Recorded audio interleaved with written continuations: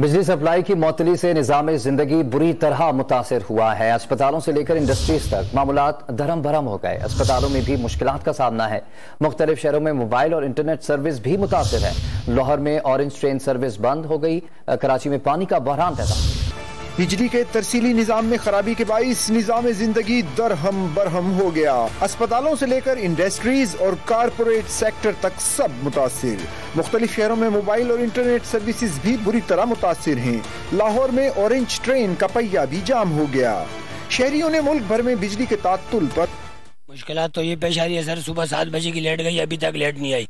सुबह चाय पकाने के लिए घर में पानी नहीं था। मुश्किलात हो रही है, नाश्ता नहीं किया है उस पानी की वजह से, और नाश्ता नहीं पकाया, बच्चे भूखे बैठे हुए हैं। सुबह 7 बजे से लाइट गई हुई, अभी वापसी आने का कोई पता नहीं है। कस्टमर हमारे साथ आके मुंहमारी करते हैं, हम उनको बोलते हैं लाइट चली गई, कहते हैं हम क्या कर सकते हैं।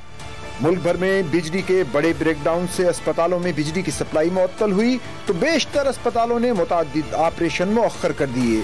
बिजली न होने से आउटडोर मरीजों को परेशानी का सामना करना पड़ा। पिम्स अस्पताल इस्लामाबाद में मरीजों को शदीद परेशानी का सामना है।